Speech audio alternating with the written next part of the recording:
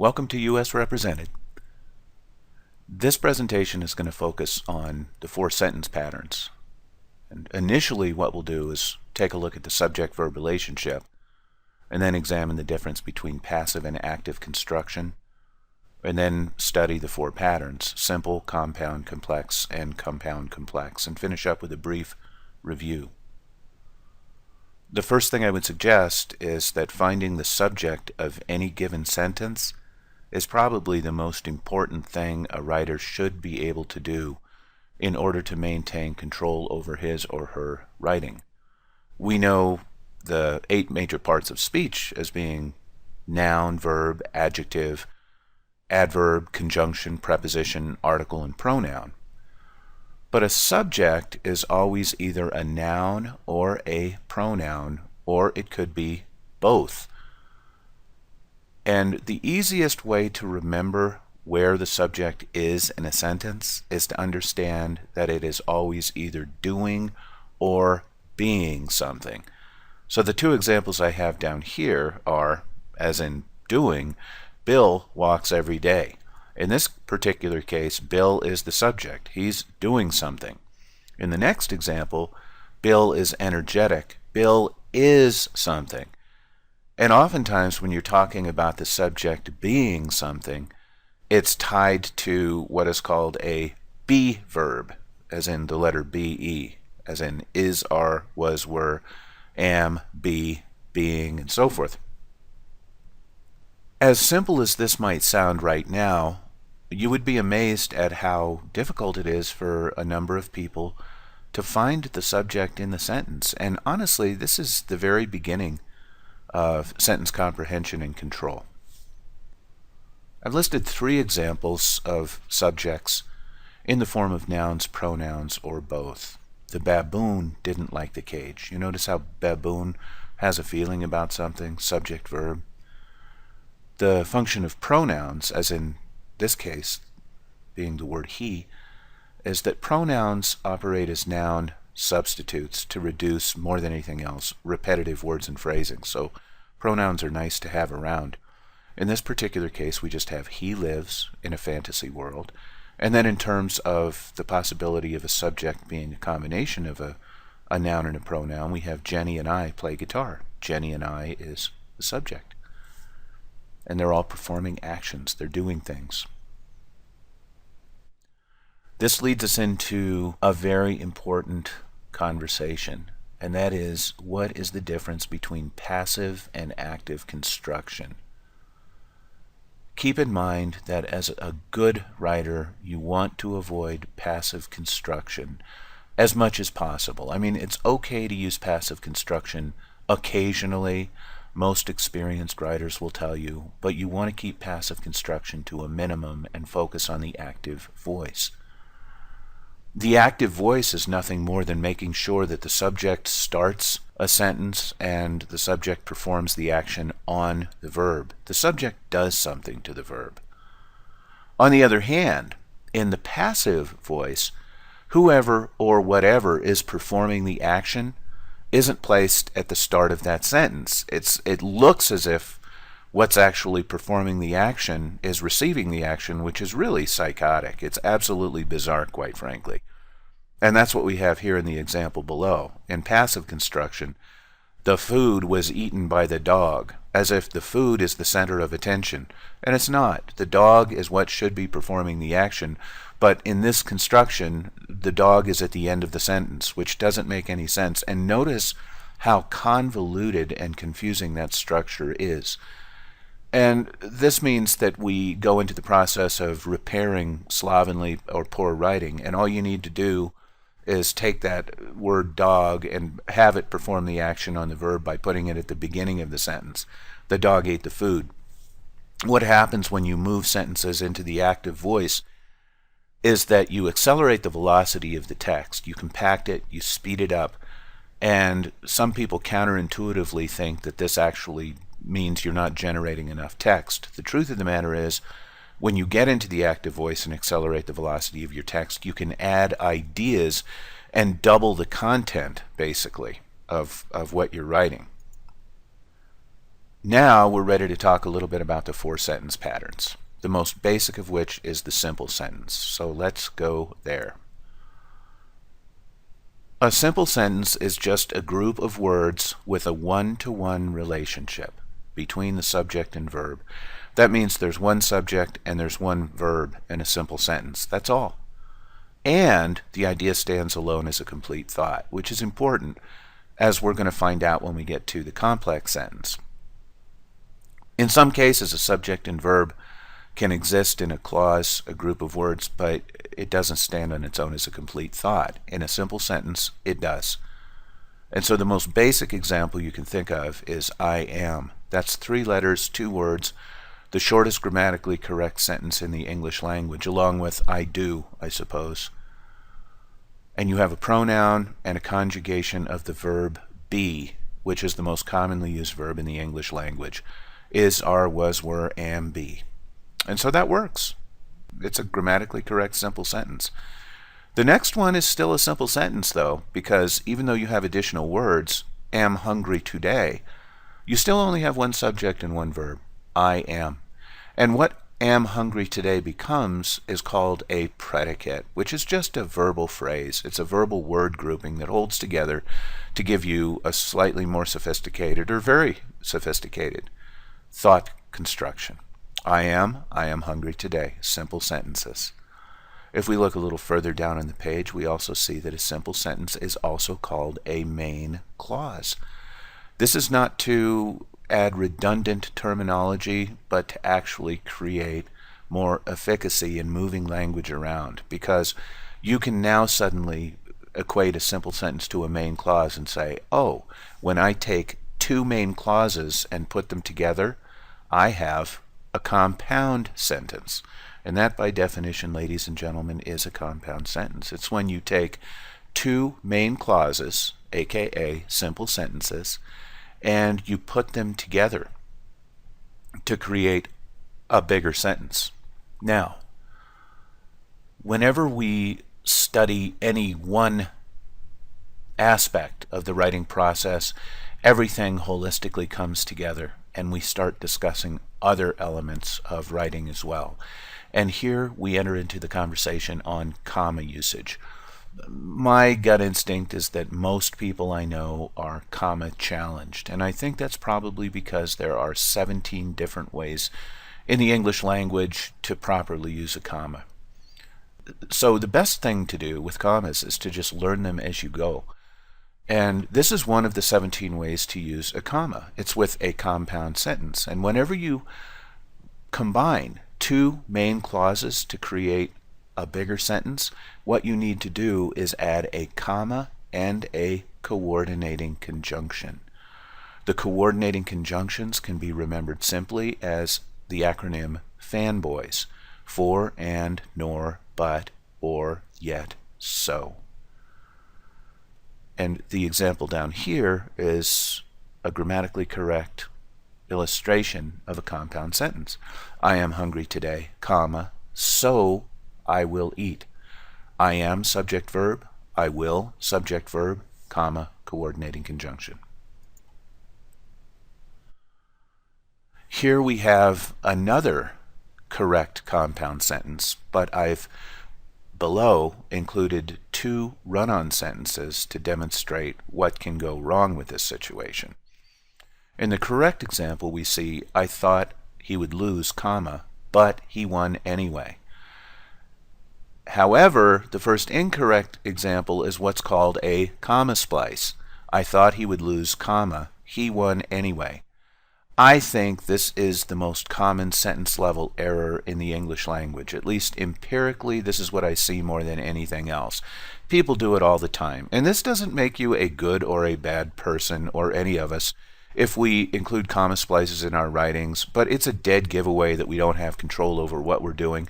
And it can cost you a job. It can cost you respect. It can cost you publications. It's just awful. And of course the comma splice then by definition is when you put 2 main clauses together with a comma and you don't have that coordinating conjunction. And I think everybody realizes at this point how important it is to find standalone subject-verb relationships and know what these clauses look like. The second example is less common, but it still happens. It's called a fused sentence, where you just take two main clauses and you just crash them together with no internal punctuation whatsoever. I thought he would lose, he won anyway. It's a very hurried, choppy, kind of bizarre scenario. And as I mentioned just previously, a comma splice and a fused sentence are both called run-on sentences. So you can repair them by either putting a period between them and just making two simple sentences, or by adding a comma and a coordinating conjunction. One thing that's always a good idea is to experiment with a little bit of workshopping so people can visualize what's going on, and that's what we'll do now. And while we're at it, once again, we'll continue building on our base of knowledge. Now, I'll tell you, as far as formatting goes, that there are three major formats in the English language: Chicago, MLA, and APA. Chicago is the granddaddy. It's the most complex. It's the one that includes footnotes and annotations at the bottom of pages and so forth. It's very nice. More scholarly endeavors usually use Chicago. History professors oftentimes use Chicago, and so on.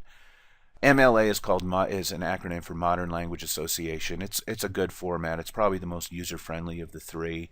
APA stands for American Psychological Association. That's used heavily in business. It's used in the hard sciences and so forth. And it varies. But the reason I bring this up is because if you're writing formally in any of these capacities, all three take Times New Roman 12 point, and they expect you to double space.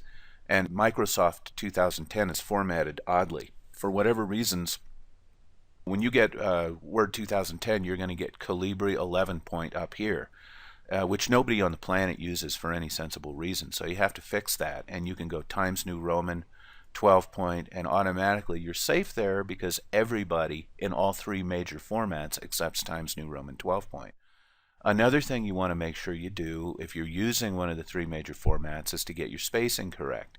One way to get to the paragraph dialog box is to click this little box down here, or you can just right click next to the cursor and go down to paragraph, and voila, you have the paragraph dialog box. And unfortunately, this is defaulted at the after spacing to 10 point, which leaves big gaps between paragraphs and also screws up your header. So you want to click on the drop down there so you're set at 0 for before and after spacing. And again, oftentimes you're preset at multiple. Now you can go double, and now officially you are set up for an MLA, APA, or Chicago paper properly, and everybody is happy.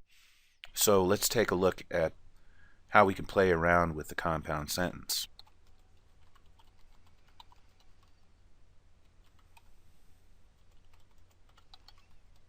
Okay, that's a simple sentence. He practiced guitar all night. Subject, verb, he practiced. And practiced guitar all night is called the predicate. Then maybe somebody might say,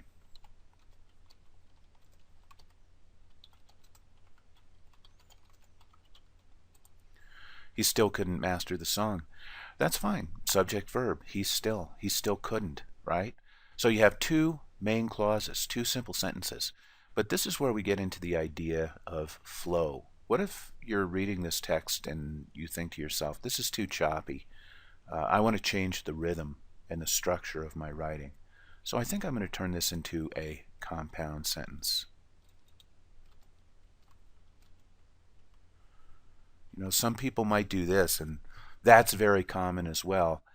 It's almost right, but it's not right, because you have two main clauses, yes, put together with a coordinating conjunction, absolutely, but you're missing the comma.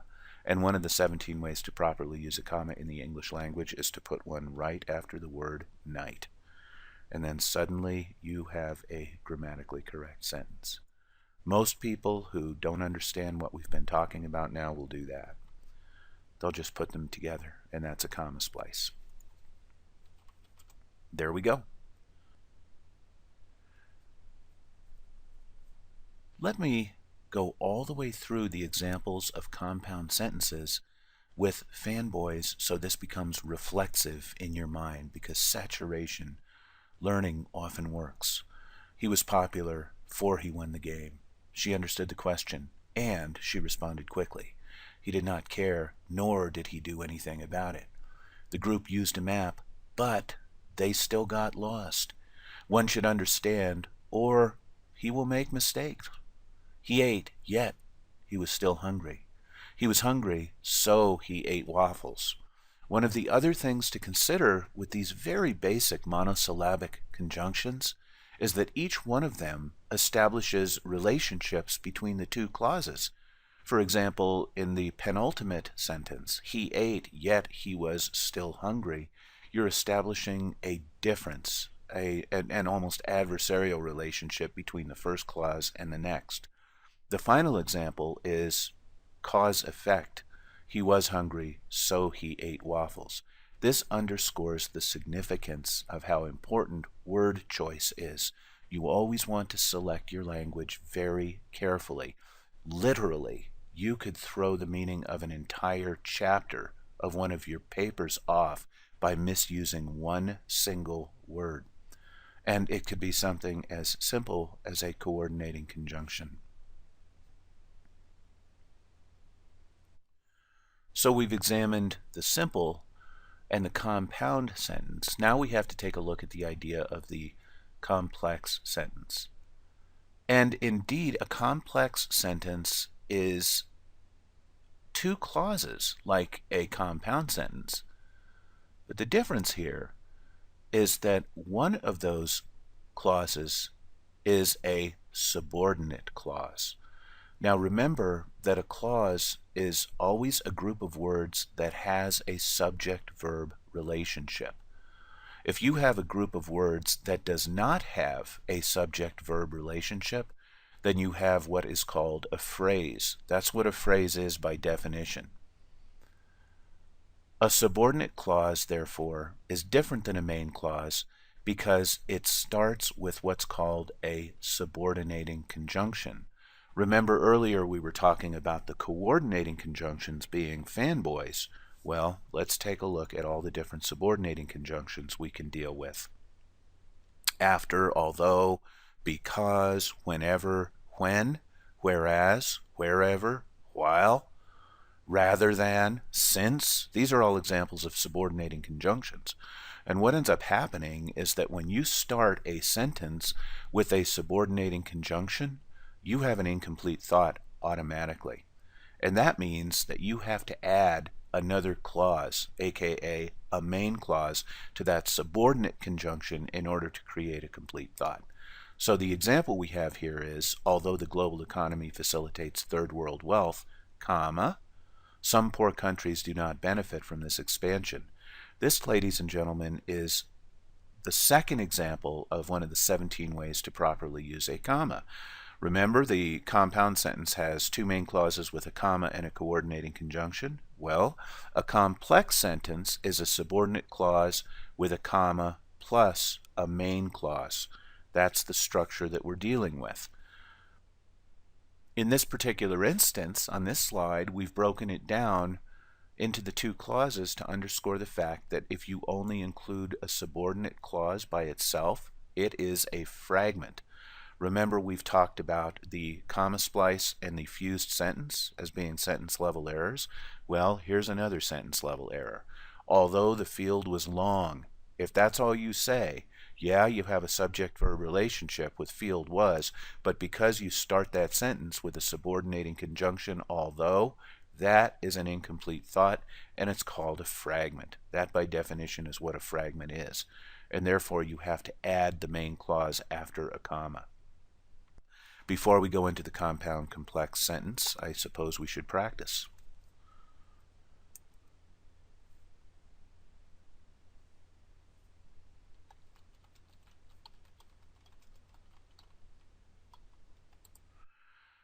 When you see a little green squiggly line like that on your page, that means that the computer is telling you you have a grammar error.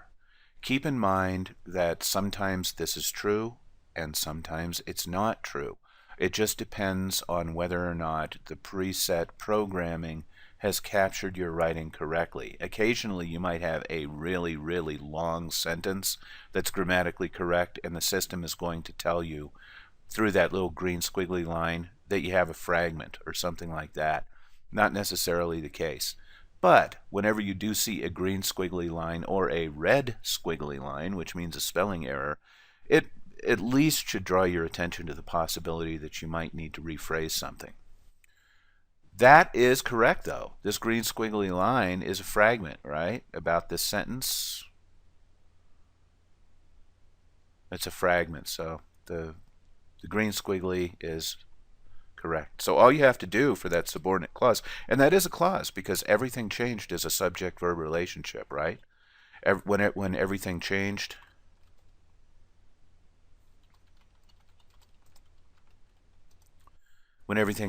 comma, she remained the same. And that is a complex sentence. You were probably wondering if it's okay to shift things around from going from a subordinate clause to a main clause to a main clause plus a subordinate clause, still equaling a complex sentence. The answer, if that's what you were wondering, is yes. You could say,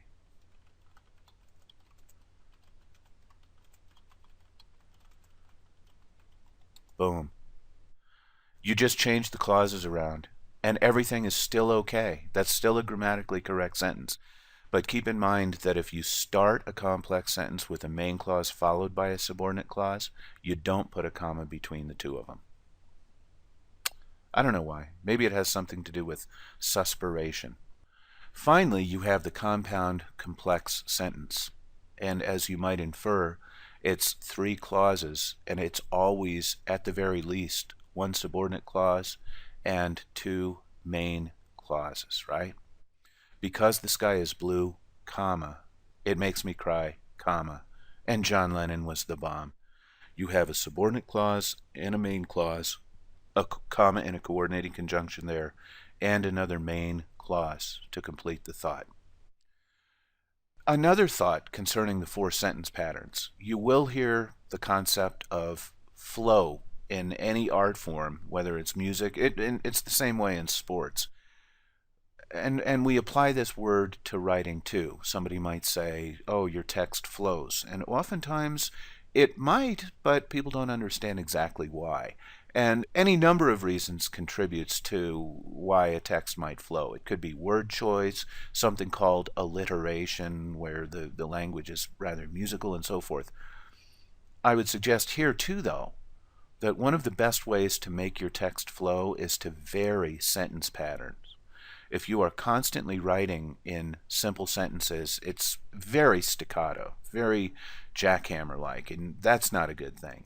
If you're constantly writing in compound complex sentences, you may exhaust your reader before he or she is halfway through the first page. However, if you vary the patterns between simple, compound, complex, and compound complex, and you'll pay attention to this process as you go, you can generate some really gorgeous prose and very creative prose. And it's exciting because oftentimes your reader doesn't necessarily understand exactly why your text sounds so good, but he or she intuitively knows that it is, if that makes any sense. So I would just finish up by pointing out that finding the subject and maintaining active voice leads to good writing. It really does. Please find the subject and stay in the active voice most of the time. The other thing I would close with is that writing is extremely predictable, so keep everything simple in terms of these fundamental rules and speak with sense, clarity, and meaning. It's a pleasure working with you. Keep being who you are, and we'll talk to you soon. Take care.